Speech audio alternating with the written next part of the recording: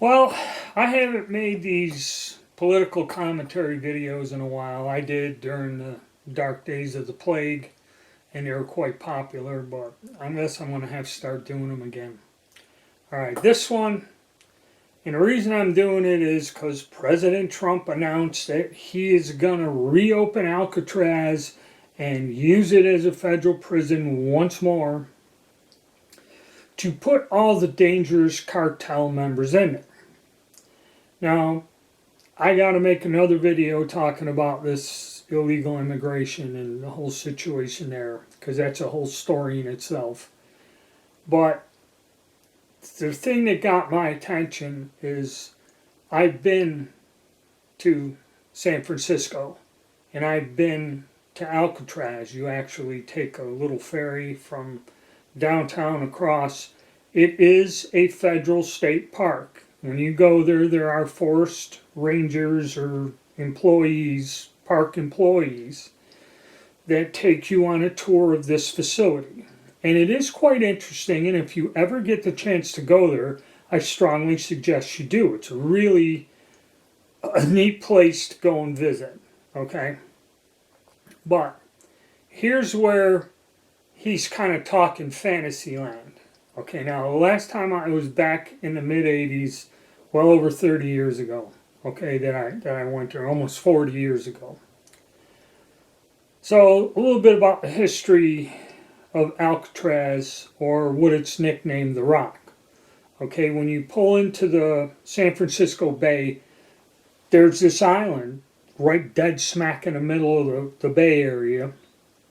And San Francisco's kind of treacherous because the current circulates around this. And if you ever seen on TV, they show you, what the bottom looks like. So you got to come into the bay pretty fast and know where you're going to park the ship in the harbor. And where this island is, it's true. There's really no way of getting off or swimming by yourself. Maybe with a raft or a boat or a canoe or something you might make it, but that's why they made it a prison. It was a constant coastal artillery battery because it's ideal to protect the bay. So even when the Spanish controlled it way, way back, there were gun emplacements on this island. And of course, once it was there, I think California may have even been a territory back then, before the Civil War. Gun emplacements were there. During the Civil War, it was used as prison, and then after the Civil War, the Army still used it as a prison. So where it came in to this political stuff is during the Depression, during the crime era, all the famous gangsters and that. Politically, and I forget what president did it, and I think Hoover was involved, they decided they needed a supermax prison, good publicity, like what Trump is doing. This is all a PR stunt, if you ask me. So they supposedly built this prison that was 1,000% escape proof. There ain't nobody getting off the island. And that was the big thing. The government is going to crack down on this, and they're going to put people in this place to where there's no way in hell of getting out. It was a political move, okay, back then when they instituted this, back during the Depression era, I believe. So it's a big political PR grandstand thing of the most escape-proof prison in the world, okay? And supposedly the worst of the worst people in the United States prison system were sent there. Okay, Birdman of Alcatraz, if you ever read about him, he was out of his mind. Okay, and curiously, when you go there, they tell you the fact that when they made that movie about him in the 50s, that there was such an outcry from the public that he should be paroled. The guy was a serial murderer, is what he was, and he was totally out of his mind. they actually pressured the parole board to let him go, and they were going to parole him. And he said he's not accepting the parole unless they give him like $2,000 in a brand new car. So they said, thanks, you made this easy, and put him right back in the cell. Al Capone was there. Al Capone was there because of the high publicity, okay? He was kept in isolation, in the isolation block the whole time, because when he was imprisoned once, he actually bribed the warden and everybody and all this other stuff. He had 2 phone lines to his cell. There was his own chef. He stayed in the prison, but he more or less was like in a luxury hotel suite. They had it refurnished and everything. So they knew this, and that's why they put him in on a rock, and he was in solitary cell the whole time he was there. He was not to be with any of the other prisoners or whatever. And actually, the strange thing is about Al Capone, what did him in is they did release him and parole him. He didn't quite stay there very long. From, if you're older, they called it, he suffered from venereal disease or VD, and now they call it STD, sexually transmitted disease, and that was what killed him. And when they paroled him, they said they left him out to die, and he really didn't do much in the later years of his life until he passed away from complications of this. So the place is famous to begin with.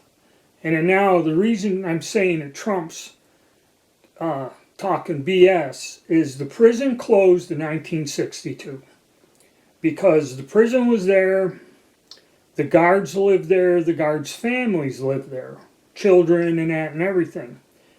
So there was a compound where the guards and their family lived. So there were a lot of people living there. It just became too much of a pain. The prison was built around the turn of the century, and it was built by the prisoners on top of the old fort. If you go into the basement, you can see where the powder magazines were and where they stored the gunpowder and that. They used that part of the fort for the foundation of the prison itself. Okay? They only took us to the prison. They didn't take us to the compound. There's a whole bunch of buildings there where the guards lived or anything like that. They take you on a tour of the prison. Now, once they closed it, it was abandoned. And it was, again, it's federal property or something. So during the 60s, 70s, there were a lot of arguments with the Native Americans about broken treaties and that, and they were taking people to court and all this other stuff. So what happened is a group of Native Americans went out there and occupied the island. Okay, and they said it was just left empty. It's a big concrete building, empty and that. Well, they took over the island and claimed that they wanted it back, and they had it. And they destroyed the place, because when you go on a tour, not only was the place run down and abandoned, but you had a group of people come in there, and I mean they trashed it. They ripped plumbing out of the walls, they smashed walls, they vandalized and destroyed the place completely. So once this problem was settled, the federal government was still responsible for it, so they made it a park. Okay? And they didn't know what to do with it, because now, not only was it in disrepair, now it's been vandalized, smashed to pieces. They were seriously thinking about just tearing it all down.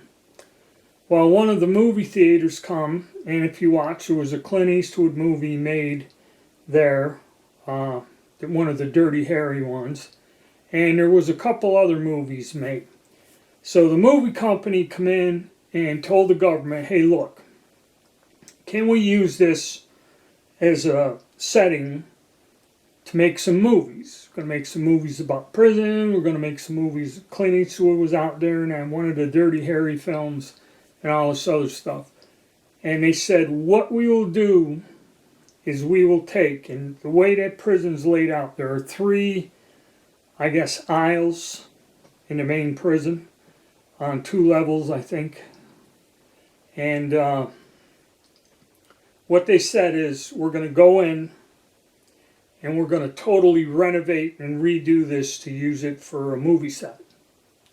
So they did a lot of repairs to the building. And when you go into the center aisle, at least back when I went there all those years ago, they're all done, they're all painted, there's a bunk, there's a shelf, and there's, stuff like the prison was. And them doors still work to this day. They were manufactured by the company that manufactured the trolley. Came in and made this system. It's pretty neat. You can set these levers at the end of the cell block, and if you pull one lever, the guy showed us, all the doors will open and all the doors will close. Then you can go in through a bunch of switches and stuff, and it's all pretty neat. It's all made out of brass and that. They go through and they can open one door and close it. Okay? They said these mechanisms still function to this day. Pretty amazing. So you got one section there that's cleaned up, and that's where they take you through the tour. They take you to solitary, because all it is a cement room, and there's all these cages. And then they put you in the dark rooms. They let you go in there part of the tour, and they close, and they tell you, anybody going to freak out? Okay? And they tell you, don't go in there. And they just close the door, and I mean, you can't see your hand in front of your face. That's how dark it is in there, in the hole. So you got to see it. But here's the thing. The building is tore to crap. As a movie set or as a place to wander through and to look at, okay, as a park, it's a neat thing. It does generate some money probably for the upkeep. It's a historical place and that. But they closed it in 1962 because it was outdated. It's been there for well over 100 years.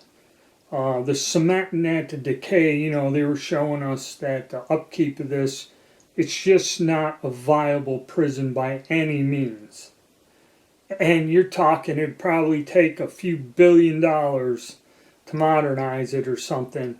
And really,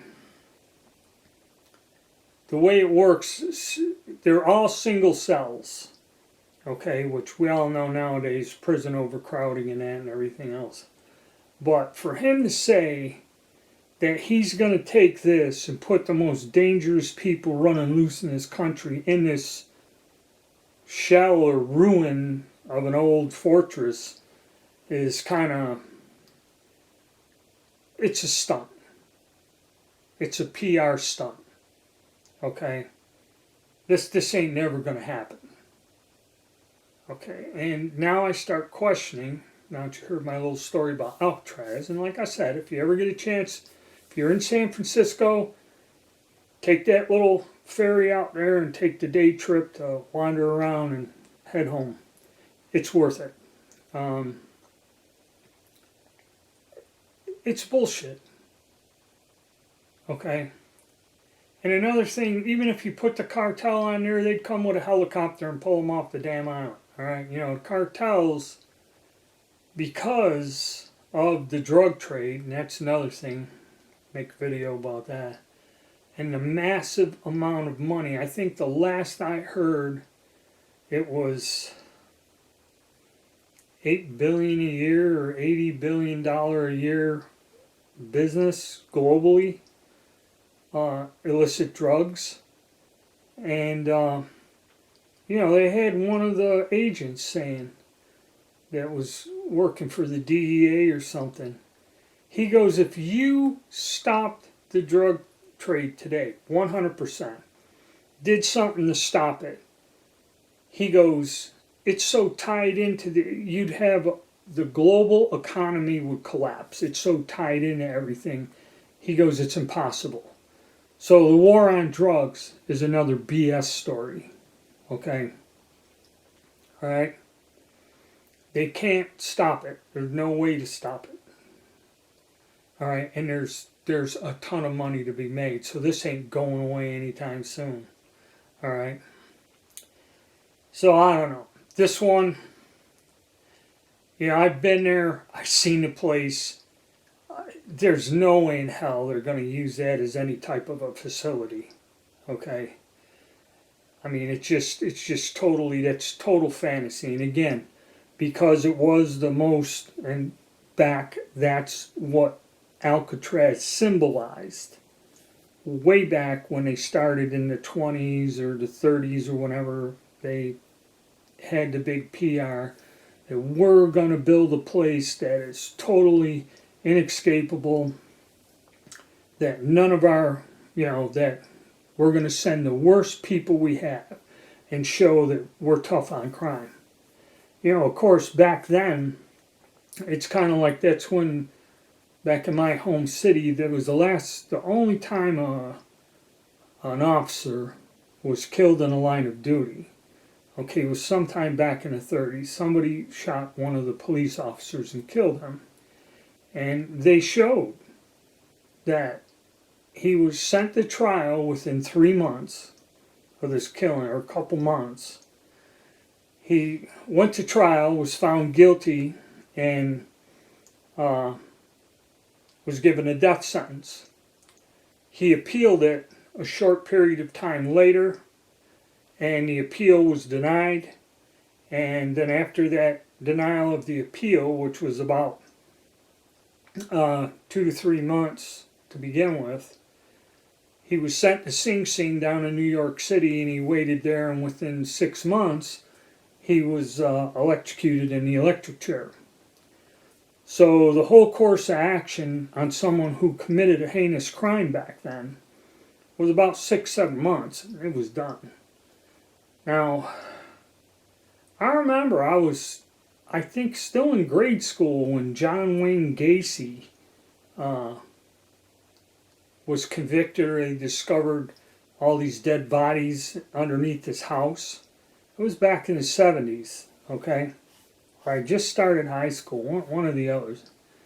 And it wasn't until I think I was 40 years old, 30 some odd years, they filed appeals for this jackass till they finally, I guess, gave him a lethal injection at that point in time. But there's something wrong with our criminal system nowadays too. Not counting this trying to gather up all the illegals, which I'm going to do something on immigrations. That ain't happening. Okay, he might have arrested some people that have already committed a crime. Granted, the border people and that said that when he signed these executive orders, it makes it more simple for them to detain and deport people who are actively committing crimes. Okay? Not so much they're just going to round up all the illegals that are minding their own business and not actually committing crimes and send them out of the country. Okay? So, like I said, again, PR. And I got to make one on the Fort Knox deal. That's another one Mr. Trump said. Alright guys, hit the like button, subscribe, and stay tuned.